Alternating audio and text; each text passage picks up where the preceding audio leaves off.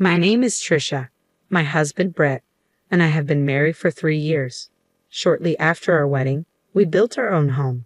Currently, we're living with Brett's mother, who raised him alone and didn't want to live by herself. Brett's strong desire to make her life easier led us to this arrangement. Despite my initial concerns about living with my strong-willed mother-in-law, the reality turned out to be as challenging as I had feared. The only relief I found was during my time at work. It's my responsibility to do the grocery shopping after work and prepare dinner, as my mother-in-law rarely helps with housework. I'm using the kitchen right now. Can you wait a bit? She says. But I need to start making dinner soon. I'll be done in a little bit. Just wait for me. Okay, I understand. Why do we have only one kitchen when we live together? I asked. When we suggested a 2-family house, you refused, remember? Brett replied. Did I? I was probably trying to be considerate then. A 2-family house would have been more expensive, right? That's true, but in hindsight, having 2 kitchens would have been better. I thought so too, but I was being patient. You should be thankful to me for that. Really? I thought you refused the 2-family house because you didn't want to be alone. That's not the case. If I could, I would have preferred a 2-family house. Should we consider renovating then? I asked. Fine by me, but I can't pay for it. If we do, we'd need some financial support from you as well. Brett's mother replied, I have no intention of working anymore, and I spent a lot raising Brett as a single mother. I hardly have any retirement savings, so I can't contribute. But Brett and I are covering all the household expenses, including the mortgage and utilities. If you want a 2-family house, we need your help. I don't have any money to spare. I spent all my money on Brett. He's working at a good company, so he should pay me back more than I spent on him. If that's the case, we'll have to cooperate and get along from now on. Why do I have to be told what to do by you? If you earn more money, you can afford to renovate, can't you? I'm not telling you what to do. My salary isn't going to increase any further, so please don't count on me. Even though Brett makes a high salary, because he married you with your low income, we can't live comfortably at all, Brett's mother remarked. What are you trying to say? I asked, feeling a sting of anger. Sometimes I can't help but think it would have been nicer if Brett had married someone better. Is that so? You're able to live comfortably because of my son, who I've raised so carefully, so don't get too big for your britches. I'm working too, you know. I know exactly how much you make. You should be more grateful to my high-earning son. I am grateful, but what? If you're living off the money my son earned, don't complain about this and that. I might be relying on him, but I do earn my own money as well. Enough, she snapped. Why are you so angry? I asked, feeling the tension in the air. If you were highly paid, I wouldn't have to endure these difficult days. That's why I'm irritated, she replied with frustration evident in her voice. Even if you tell me that now, why do I have to spend every day alone with you? I questioned. Because Brett is on a business trip. We have no choice. He's hardly been home for the past 3 years, she explained. It's his job, so we can't help it, I reasoned. He didn't go on business trips before we got married. Why did this start happening? She wondered aloud. Because he changed jobs, I replied. But it's the same profession, right? Can the conditions change that much? She mused. It seems like the new company requires a lot of business trips, I offered. I'd rather live alone than this, I muttered under my breath. If you hate living with just the 2 of us that much, why don't you live alone? She retorted. Are you going to pay for my living expenses then? Maybe I'll do that, I countered. Why don't you ask Brett? She suggested. Brett will definitely want to live with me, I predicted. That may be true. I'll talk to him when he comes back on the weekend, she agreed. During the week, Brett is away on business trips, leaving just me and my mother-in-law in the house we built. Despite my discontent, I tried my best to avoid conflict, but it seemed Trisha also disliked living with me. We decided to discuss it when Brett returned home. It became apparent that it wasn't working out with the 3 of us, so I spoke to Brett first. Your mom said she doesn't like living with just me, I informed him. What? Why? Brett questioned, puzzled. She doesn't like that you're not at home because of your business trips, I explained. Well, I can't help it. It's my job, Brett reasoned. Why is it my fault? I defended. If you got along with her, she wouldn't have said such things. I bet you're just giving her lip, aren't you? Brett speculated. No, that's not the case. I've been cooking meals and doing all the house chores properly, I countered. Well, that's expected, isn't it? Britt remarked. What do you mean by that? I questioned. Mom has been through a lot raising me. I want her to have an easier time now, Britt explained. And that's why I'm trying to do right by her, Britt defended. Do right by her? House chores are your responsibility, I reminded him. What's with that attitude? Please get along with Mom better, Britt urged. I'm doing my best, but if it's causing stress for both of us, maybe it would be better for her to live on her own, I suggested. What a waste of money that would be, Britt argued. Well, yes, but maybe we should have built a duplex then. We can't afford a renovation now, I reasoned. If you could just curb your spending habits a bit, that wouldn't be a problem, Britt suggested. Why is it always my fault? I retorted. You're receiving extra for business trips, so instead of wasting it on slot machines, why not put it towards our living expenses? We'll be able to afford a renovation then, Britt proposed. I don't want to do that. Slot machines are my only joy during those trips, I admitted. What are we supposed to do, being stressed out then? I lamented. All you need to do is put in more effort and we'll get along like a real family, Britt responded. That's easy for you to say, but it's not easy to build a real familial bond with your in-laws, you know, I countered. You can say that after you've put in the effort, Britt insisted. What's that supposed to mean? I questioned. I'll ask Mom to be a bit more patient with you, Britt offered. Patient? It sounds like you're saying it's all my fault. Man, this is such a hassle, I sighed. Your job is twofold, to get along with Mom and to take care of the house. I'm counting on you when I'm not home, Britt reminded me. It appears Britt had a conversation with my mother-in-law as she eventually abandoned the idea of me moving out. However, things took a turn for the worse after their discussion. One evening, it was just the two of us at dinner again. Don't want this. It tastes bad, she complained. What's wrong? You've been very picky lately, I observed. Britt told me something, she said. What was it? I inquired. He said that I should get along better with you, she confessed. I see, I responded. He told me that I should speak my mind and not hold back, she continued.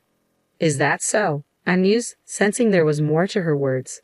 He said that if I lived as if you were my own daughter, my stress would disappear, so I decided to stop holding back. Even if I did want to eat something, I had been eating it anyway, but I decided to stop that too, my mother-in-law explained. So that's what it was, I muttered, trying to comprehend her sudden change in behavior. From that day forward, my mother-in-law became increasingly selfish, adding to my stress. Whenever I tried to discuss it with Brett, he would dismiss my concerns, insisting I wasn't trying hard enough and offering no assistance. I reached my breaking point. By the way, did you clean the bathroom yesterday? She asked. Yes, I did, I replied. You left it dirty, she accused as she emerged from the bath, triggering my boiling anger. I'm sick and tired of being nagged about these little things every single day, I exclaimed in frustration. Ha! Brett told me to treat you like my real daughter, so that's what I'm doing, my mother-in-law defended. Real daughter? I don't remember becoming your daughter. What's with that attitude? I think you're mistaking me for a servant, not a daughter, I retorted. Well, now that you mention it, you do seem like a servant, she remarked. I'm not your servant, I insisted. Then why don't you leave? She challenged. That's what I should be saying. What? Do you really plan on kicking me out even though you don't contribute to living expenses? I fired back. Of course, Brett is the head of the household, she asserted. But I'm Brett's wife, I reminded her. What are you talking about? I am Brett's mother. Do you think a wife has a higher status? My mother-in-law challenged. It's not about status or anything like that, I clarified. Then what is it? Do you think Brett will choose you over me? She prodded. I think Brett will choose you, mother-in-law, because he cherishes you so much, I reassured her. That's more like it. Are you really sure it's okay if I leave? She questioned. Why worry? It'll definitely be okay without you. I feel relieved, actually. I admit it. Is that so? Even if it might make things financially difficult, it's okay? She pressed. Huh? Why worry?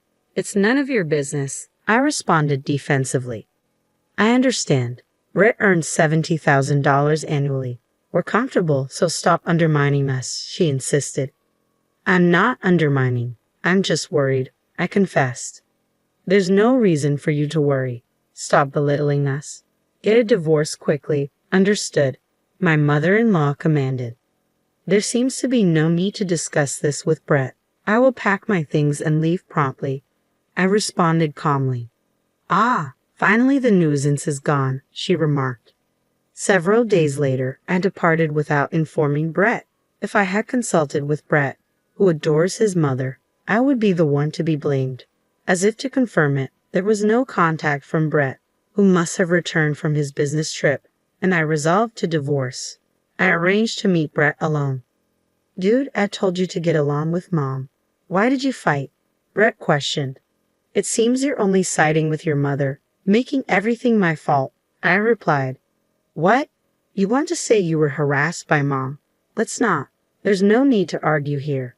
I've already decided to get a divorce, I declared firmly. Wait, are you intending to divorce me? Brett asked, surprised. Yes. Did you think we were going to divorce? I replied. Well, we're not on bad terms or anything, Brett reasoned. There's no way I can continue to live with a mother-in-law like that. And you, Brett, you're a mama's boy who has no intention of helping me, I accused. I'm not mama's boy, Brett protested. You're nothing but a mama's boy, I insisted. Is that so? Brett questioned, hurt by my words. Your mother is all about you, Brett. It's mutual love, so enjoy it, I remarked bitterly. Hey, you must be kidding me, Brett said, disbelief evident in his voice. Wishing you a lifetime of happiness, I said, my decision firm. We completed our divorce papers without any issue, and we were officially divorced. Since the house was mortgaged under Brett's name, it became his property. Then just a month after our divorce, I received a call from Brett. He said he had something important to discuss involving his mother, so I reluctantly agreed to meet them. Wait a minute. What's going on? Why are you being so emotional all of a sudden? Brett asked as I entered the room. Don't play innocent, I replied, my emotions running high. Excuse me. Brett looked confused. We can't make ends meet with just Brett's earnings alone, I explained, trying to hold back my frustration. Well, of course, you can't, Brett responded, seemingly puzzled. What do you mean? I asked, feeling a mix of confusion and irritation. We completed our divorce papers without any issue, and the house, under Brett's name, became his. Just a month after our divorce, I received a call from Brett. He said he wanted to discuss something important with me involving his mother, so I reluctantly agreed to meet them. Wait a minute, what's going on? Why are you being so emotional all of a sudden? I questioned as I entered the room. Don't play innocent, Brett responded, his tone tense. Excuse me, I replied, taken aback.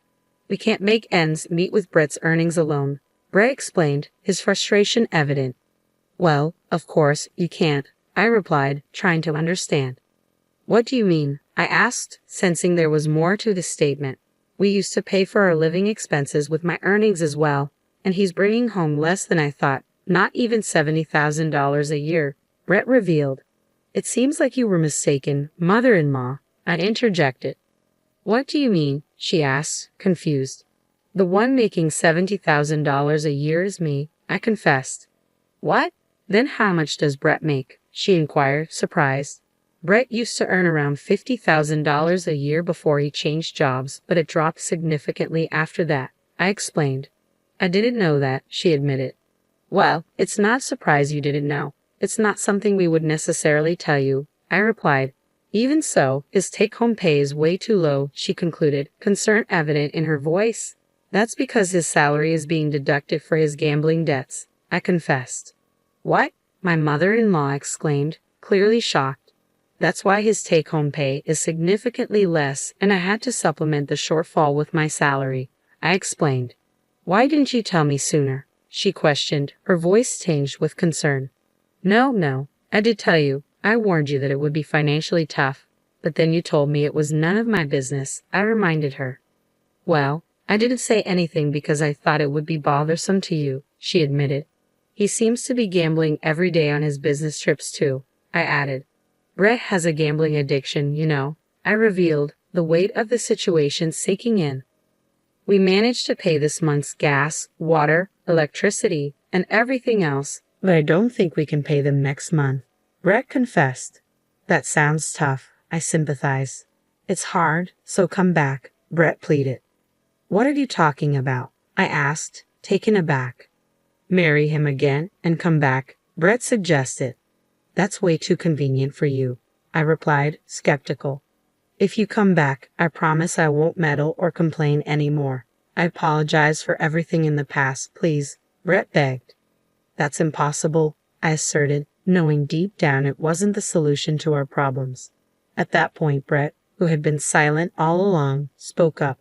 I didn't know anything about the money situation either. I thought we were making do with just my salary, Brett admitted. There's no way that was possible. I feel guilty for always siding with my mother. Can't we start over? I asked, hopeful. Being able to leave a gambling addict was a relief, so remarrying is absolutely out of the question, I added firmly. What's with that attitude? Brett questioned, hurt by my words. Moreover, I can't handle a mama's boy, I confessed, my frustration evident. Don't say such things, Brett pleaded, his voice tinged with disappointment. You two are in love, so why not work together and give it your all? You should be able to make it, my mother-in-law intervened, trying to reconcile us. I beg you, Brett added, his tone pleading. Are we done with this topic? If so, I'd like to leave soon. It's my day off and I have things to do, I stated, trying to end the conversation. Please come back home. If you don't, I'll be the one who has to work, Brett's mother pleaded. Please work hard and support Brett. I'm counting on you, Brett added, his tone desperate. Ignoring their pleas for reconciliation, I left. I had kept their contacts in case something happened, but I took this opportunity to block them and delete their contacts. I requested a transfer to a store near my parents' house and moved into an apartment close by. Brett's house was about a 2-hour drive away, and Brett disliked my father, so he probably wouldn't come to this area.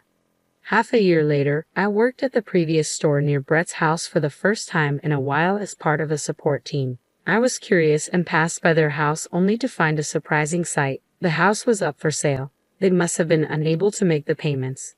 Then, while I was at work, I saw my mother-in-law, and she noticed me and approached me. I finally found you, she said, her tone serious. What's going on? I asked, feeling a mixture of curiosity and apprehension. I thought we might meet if I waited here, my mother-in-law admitted when she saw me. To my surprise, she was working at the supermarket next to the cell phone shop where I worked. Are you working? I asked, noticing her uniform. You can tell by looking, she replied, a hint of sadness in her voice.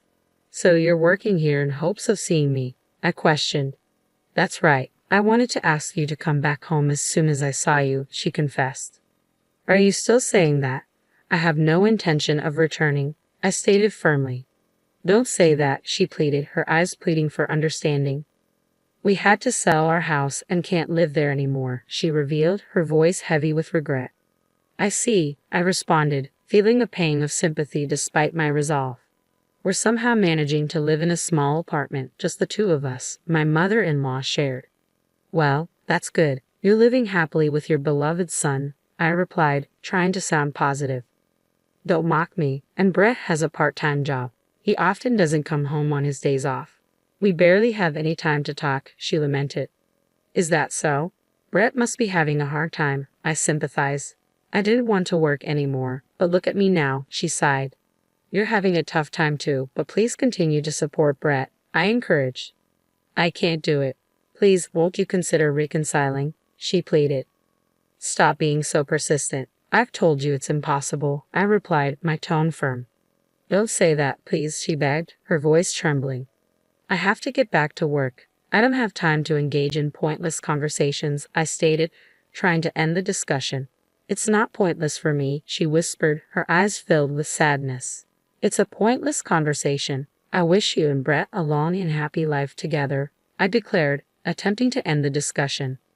Wait a minute, my mother-in-law pleaded, desperation evident in her voice. Apparently, the two of them who sold the house are now living in a small apartment. As far as I know, they still have 2 years left to repay their gambling debt, so they'll probably live hand to mouth until then. I hope they can work together and overcome this.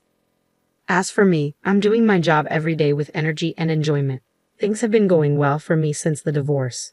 Good things come in bunches, and I'm grateful to be dating a wonderful man right now. I want to be happy next time.